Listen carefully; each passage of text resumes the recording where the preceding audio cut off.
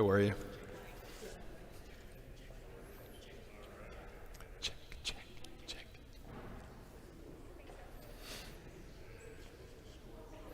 There is nothing better than hearing the hum of clergy when we gathered together. And I'm delighted that so many of you are here, and we know that still more are online. And I'd like to offer a reflection for the day, and then allow the time for you to use the time between now and the service at 11 o'clock in whatever way you need to, whether that's just to be still in this place or find someone to go off and have a walk with, or to have yet one more coffee.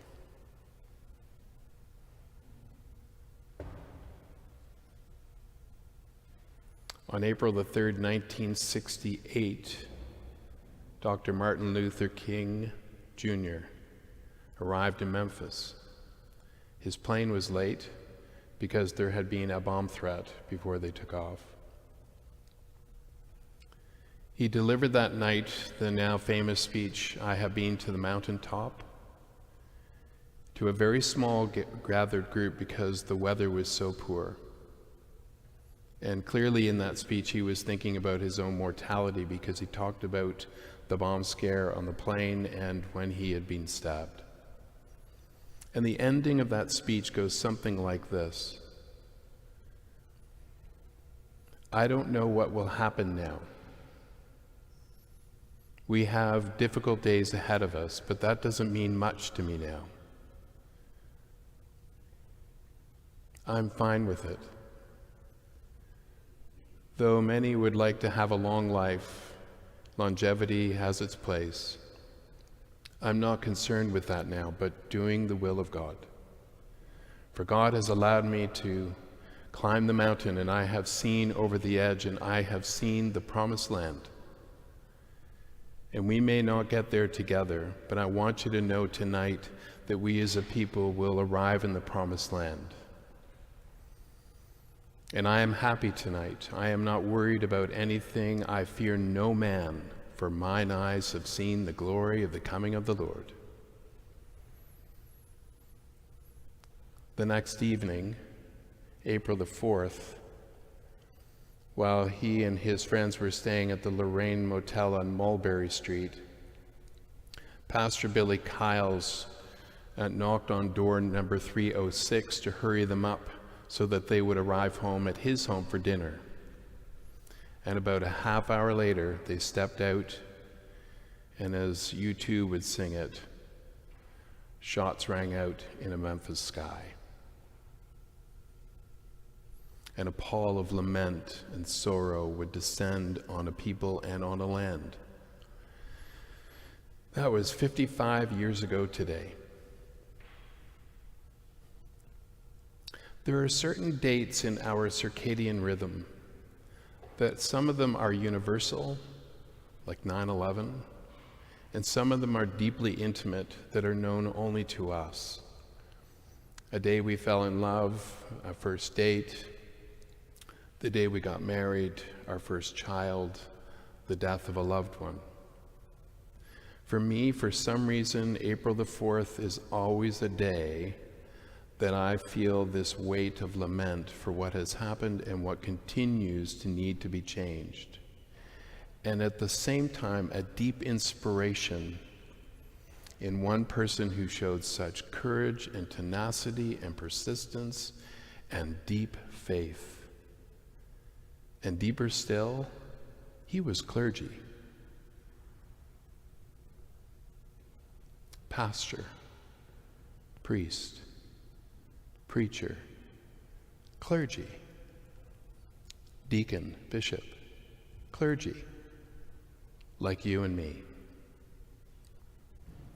Now, I was only 7 in 1968, you can do the math. And I don't remember the moment, but it feels like I've always been part of the ether of the moment as I've grown and matured over time. And I remember one night, late night, at a clergy conference in this diocese, because clergy conferences are about late nights. They're about clergy staying up late and talking intimately about ministry and what fuels us and what hurts us and what keeps us going. And late one night, after a scotch, or maybe two, I sat with a senior cleric who told me the story when he was in seminary on an internship in the US in 1963.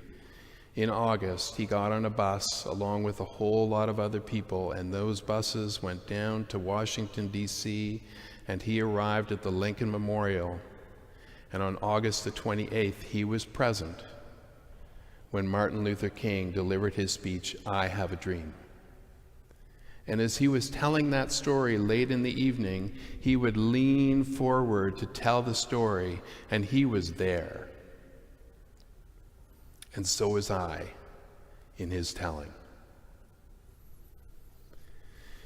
And that same look came back to me just a couple of weeks ago when we made a visit to St. Cuthbert's for Sunday morning.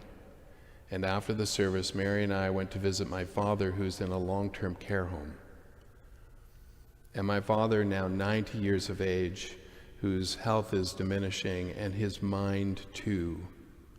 Moments when he is cogent and others when he is absent, that dementia is settling in and taking so much away. And his presence is a little like windshield wipers that are intermittent on a windshield in a light rain. When we entered the room, he was sitting up in his wheelchair and his eyes were closed, and we greeted him and his eyes opened a little and with a knowing smile. And at one point Mary said, "Dad, we've been to St. Cuthbert's Church this morning." No response. "Dad, I brought the bulletin this morning," she said. No response. "Dad, can I read you something from the bulletin?" No response. "Dad, I'm going to read you a psalm. The Lord is my shepherd, I shall not be in want."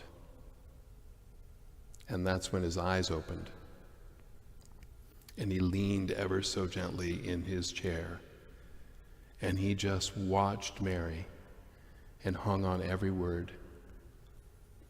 And when Mary got to the end, he just said, "Amen." There's my dad. As clergy, we pledge to hang on every word that proceeds from the mouth of God.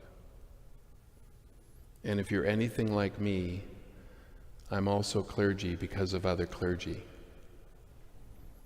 It is other clergy who help me get up every day when I don't want to, when things are hard, when the future is uncertain, knowing that there are others like me and like you who are going out into the vineyard every day to serve.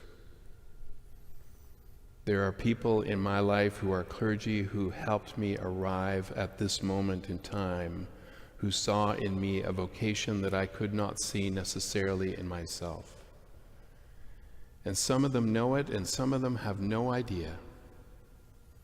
And some I know only intimately from a distance by their writing, Dietrich Bonhoeffer. And then there are others who know intimately the path that I have been on and know the path that you have been on. As we gather as clergy in this place for the Chrism Mass, when we will pledge ourselves again to hang on every word that proceeds from the mouth of God, and to serve as so many have before us. Take the time this morning, in a moment of quiet, and bring to mind all of those clergy who helped you arrive at this moment in your ministry. Take the time to write it down on a piece of paper or to use your mobile phone. Take the time today to write a letter to a clergy person who has shaped your life, if you haven't told them already, and to offer a word of gratitude. and take the time today to know that others are watching you and are inspired by you when you don't even know it. So be good, be kind, be holy. Live your vocation